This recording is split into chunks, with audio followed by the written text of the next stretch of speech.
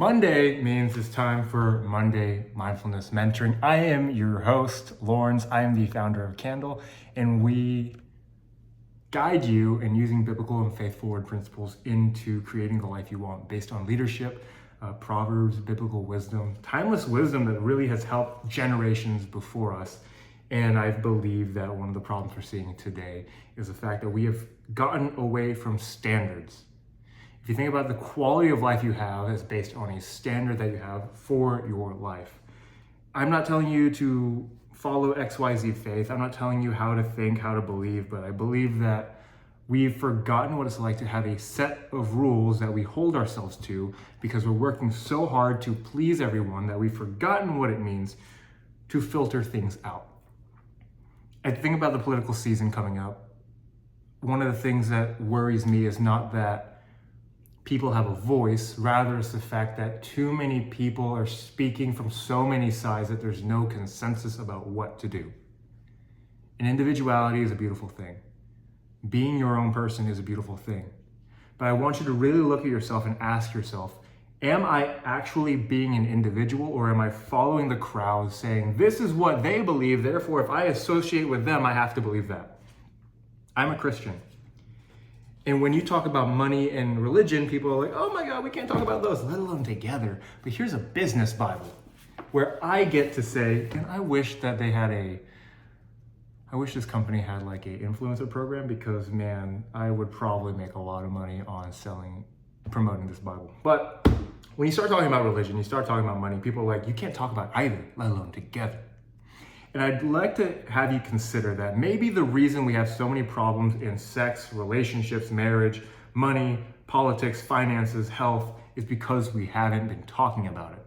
The fact is that our parents' generation, the generation before us, I'm 30, so people in their 50s to 70s were taught you don't talk about those things because you don't want to upset people. But because they've been told not to upset people, not to talk about something, to be quiet, what happens? It has to come out eventually. These topics aren't controversial in the fact that they're the topics themselves. Just as there's no such thing as a bad word is only assigned a bad word because you said it's a bad word. Rather, because it's been so censored, because people haven't talked about it, we don't understand how to navigate this conversation around sex, money, politics, religion. Because now when you hear another side of the thing that you believe in, so say you are a liberal and you hear a conservative side, or you're Jewish and you hear a Christian side, you're Muslim and you hear a Christian side, you're Christian, you hear a Islamic side, you start freaking out because you don't know how to navigate the situation because you were told don't talk about it. Because you don't know how to talk about it, you don't know how to have an actual conversation. You're unable to say, maybe I don't agree with you, but I'm not going to fight you over it.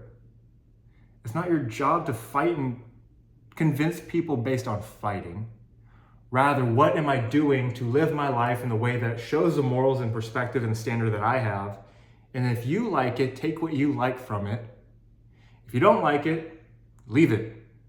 But because we're so focused on, I keep thinking about it internally and I never bring it up, when other people bring it up, it goes against what I think. Because it goes against what I think, not just literally like religions, politics aside, but literally because you speak of it, I've never heard of it, I don't know how to have a conversation on it. Therefore, your ability to speak freely about it goes against what I believe in, having to hold it all in and keep it together, that I don't even know what I believe in. That I don't believe what you're saying because I'm internalized it so hard that I cannot understand what goes on outside of that belief that I have. We're so focused on keeping everyone happy and keeping everyone satisfied that we don't stand for anything anymore. Think about your life and think about all the things that you believe in. What beliefs do you have that you actually came to the conclusion of? I promote Christianity because I was atheist, I was agnostic, I was Roman Catholic, and then I turned to Southern Baptist, non-denominational. And what I've found is that I have had the most happiness when I found Christ for myself, when I accepted Jesus Christ as my Lord and Savior for myself. Not because I was born into Catholicism, not because I was born into atheism, not because I was born into anything, but because I took the moment to say, This is what I know. This is what I've learned. This is what I've been brought up in. Where do I find myself in all of this? You might have been born to super political parents who are very left-wing, right-wing, whatever it may be, conservative, moderate, whatever it may be, and you base your beliefs on that. You can't get away from that. No matter where you are, who you are, what you've done, you will always have that background from your upbringing that influences everything you do.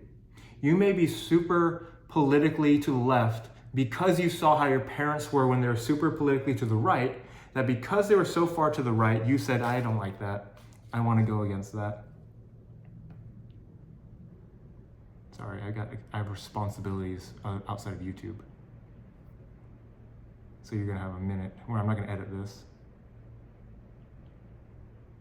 I'm gonna show you what it's like in real life for people who are trying to create a difference in culture, who don't have millions of followers on Instagram, don't have millions of followers on social media. Because I have responsibilities, but I also have responsibility to you to be honest and real. So that's why these are really, you see my shadow here? I don't have like 3 lights and cameras because I'm coming to you from the perspective of if I have something to say that I believe can help you, I'm not gonna try and filter everything and try and correct everything to make it look pretty. Rather, how do I get you the message? And I'm sure if I made this video prettier, it'd get more views, I'd get promoted, I'd have the video push further, but that's not what I'm here for.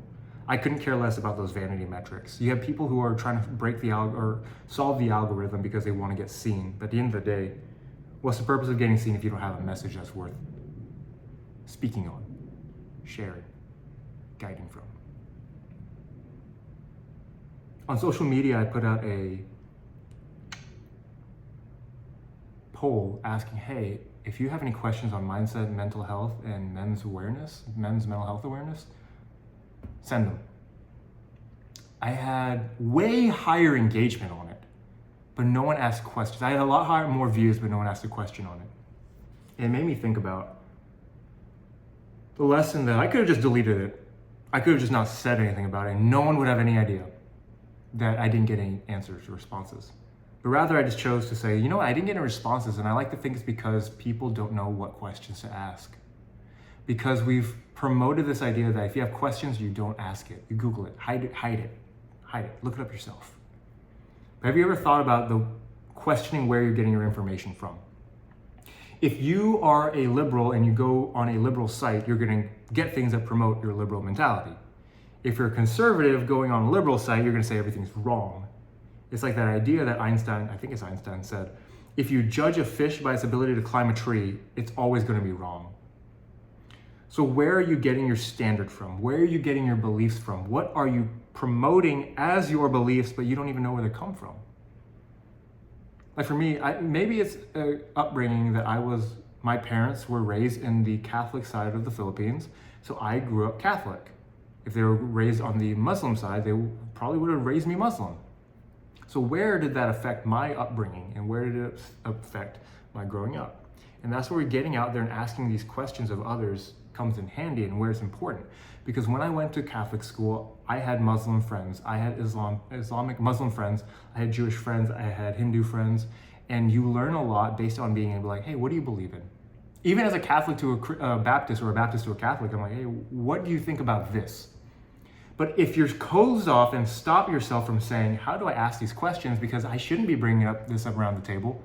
I just had an hour and a half talk with my barber about, what are your beliefs on XYZ? What are your beliefs on Trump and Biden? What are your beliefs on the Harrison Butker commencement speech? And it was amazing how we come from similar backgrounds, had similar ideologies, follow the similar faith, but we have different views on the same subject.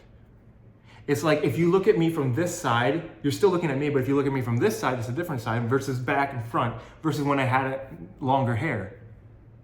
So you need to question, where are you viewing things? What perspective are you looking at? Where did your perspective come from? And can you be honest with what you're looking at? Can you be honest about what you have followed, what your standards are, where you learned your standards, and what you identify with?